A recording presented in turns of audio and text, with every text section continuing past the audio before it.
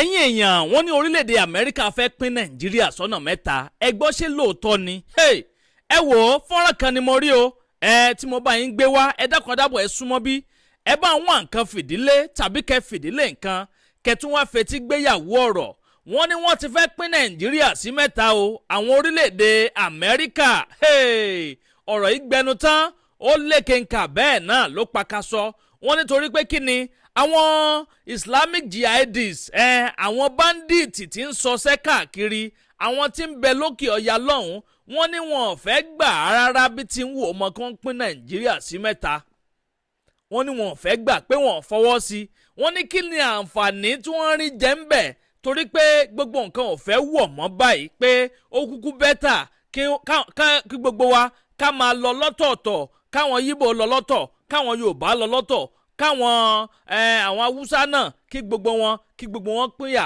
pátápátá ta ló jáde tó sọ̀rọ̀ yìí arábìnrin kan tí wọ́n ń pè ní Rosemary Glorious Ariole òun náà ló jáde mo bá yín gbé fọ́nrán ìwọlé ẹ bá wọn nǹkan fìdílé tàbí kẹ fìdílé nǹkan kẹ wọ́n á gbà wọn ọ̀rọ̀ tí ń jábọ́ tí ń rébọ́ lẹ́nu arábìnrin yìí ó bẹ̀rẹ̀ sí máa ọ̀rọ̀ ọ̀hún lẹ́sẹẹsẹ ní mú láwẹ́láwẹ́ àwọn nǹkan tó so wá papọ̀ ó ń béèrè lọ́wọ́ àwọn ilẹ̀ Haúsá lọ́hùn pé ṣé torí epo rọ̀bì ta ní lórílẹ̀‐èdè Nàìjíríà tó jẹ́ pé kò sí nílẹ̀ títí wọn lọ́hùn ṣé torí ẹ̀ gangan ni wọn ò fi fẹ́ kí Nàìjíríà kó pín àbí kí ni àǹfààní táwọn rí jẹ́ ń bẹ̀ wọ́n nítorí pé kí ni ara òró kùn bẹ́ẹ̀ náà sì ni ara òró adìẹ o pẹ̀lú gbogbo àwọn ẹ̀yà tó kù lórílẹ̀‐èdè Nàìjíríà wọ́n láwọn ilẹ̀ Haúsá gangan àwọn gangan ni wọ́n fẹ́ gbà o àwọn Fúlàní darandaran Fúlàní darandaran tó jẹ́ pé wọ́n ń ṣọṣẹ́ káàkiri àwọn báńdíìtì ẹ̀yin èèyàn má jẹ́ ń sọ̀rọ̀ jù ẹ jẹ́ ń bá yín gbé fọ́nrán ìwọlé ṣáájú àkókò yìí kọ́ ẹ jẹ́ sáré dójú ọjà náà mò ń bọ̀ o ẹ má yí kú ọ̀nbẹ Àdàbà tẹlifíṣàn náà lẹ́wà.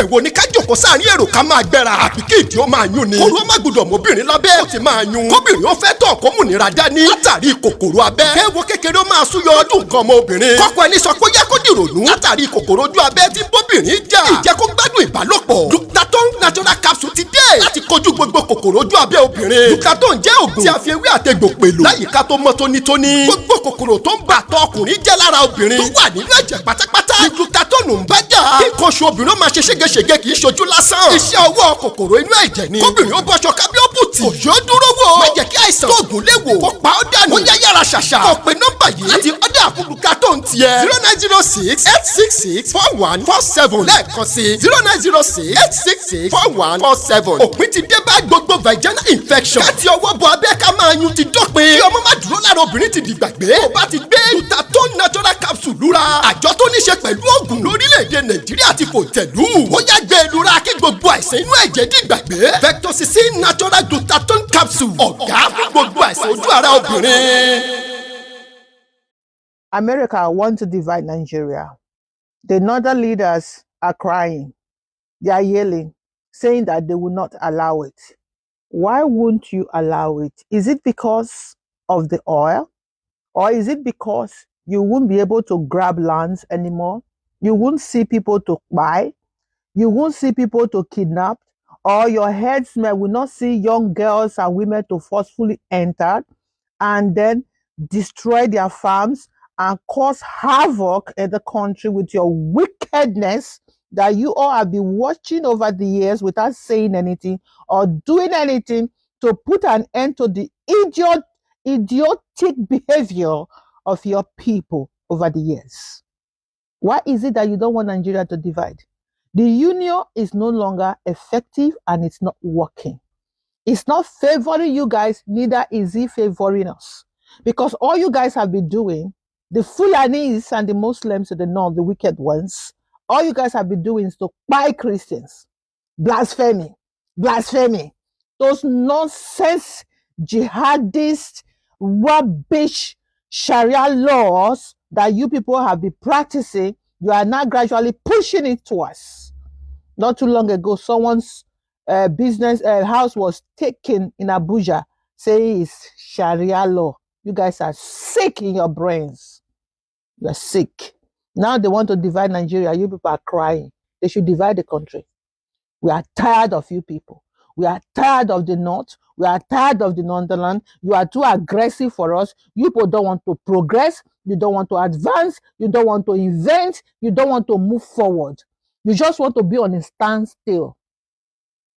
No progress. All you people think about is how to Islamize Nigeria and send out your jihadist crazy bandits to terrorize, spy, and harass people 24/7 in the country. We don't have peace from you people because of your religion. We don't have peace. We should divide. We should go our separate ways. We are tired of you people, the Northerners. Not the Middle Belt. Middle Belt is not part of you. Your north is up there. You, the Fulanis and the jihadis and the radical Muslims who don't want to live in peace in Nigeria, that have been causing havoc in the country over the years. Enough is enough. There comes a time when they will have an end to something that is no longer favorable or working out. As it is, the union between the South and the North is no longer working out. And our religion, being Christian. Gbogbo ojú tó ń wò mí yálà láti ilẹ̀ Yorùbá títí tó fi dé òkè òkun ni. Ìwọ tí o rò pé ó ti tán, jẹ́ n sọ fún ọ o, má fi ìrònú para ẹ torí wípé ewé ń jẹ́, ewé wà, egbò wà. Fún àwọn tí Elédùmarè kò lé lọ́wọ́ tó sì mọ lílò ẹ̀. Ewé àtegbò ó ń jẹ́ bí tàtijọ́ o. Yálà ìwọ tó jẹ́ wípé diabetes ló ń dẹ̀ ọ́ láàmú ni. Ó wọ́ ọmọ ni, ó kù díẹ̀ káàtó. Àbí àrùn àgànná mental problem ló bá ní ló ń dẹ̀ ọ́ láàmú. Ewé àtegbò wà o. Bí àwọn baba ńlá baba wa ṣe ń lò láyé àtijọ́ ó wà bẹ́ẹ̀. Ìwọ tó jẹ́ wípé àtọ̀ ṣúgà ló ń dà ọ́ láàmú ni. Ó ń ṣiṣẹ́, ó ń jẹ̀jẹ̀ ìlérí ni. Tó o bá ti ní ìgbàgbọ́ wípé tó o bá ti lò ó ti rí bẹ́ẹ̀. Elédùmarè kó lé àwọn kan lọ́wọ́ o. Bí mo ṣe jogún ẹ̀ lọ́wọ́ baba ńlá baba tó bí mi lọ́mọ. Lágbára Elédùmarè tí mo bá lò fún ẹ, Elédùmarè á jẹ́ kó jẹ́ fún ọ o. Á jẹ́ kó jẹ́ fún gbogbo ojú tó ń wò mí lé. Ìwọ tó wá jẹ́ wípé ó ń ṣiṣẹ́, ó ń jẹ̀jẹ̀ ìlérí ni. Ó ń ṣe, ó ń kù díẹ̀ káàtó ni. Ó ti dópin látòní lọ. Kàn sí mi, ẹ pe nọ́mbà mi +234 81 32 57 33 88 081 32 57 33 88. Lágbára Elédùmarè, ilé ayé mi àti ẹkùn ni ó wà bákan náà mọ́. Ó dàbọ̀. You guys don't want us to practice it in peace. Therefore, let's separate.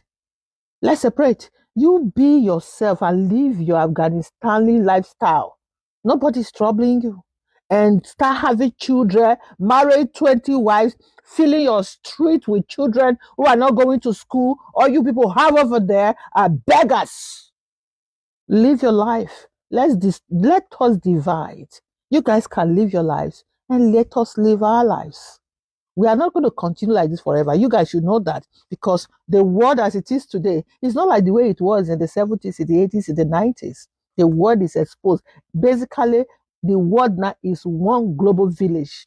Everything is open to the general public. So you guys can't hide your nonsense, evil behavior that you have been practicing in Nigeria over the years. You're buying Christians. As we speak, there are some Christians still in IDP camp because you guys, your people, has grabbed their lands. And none of you are saying that they should give them back their land and let the people go back to their ancestral lands and their homes.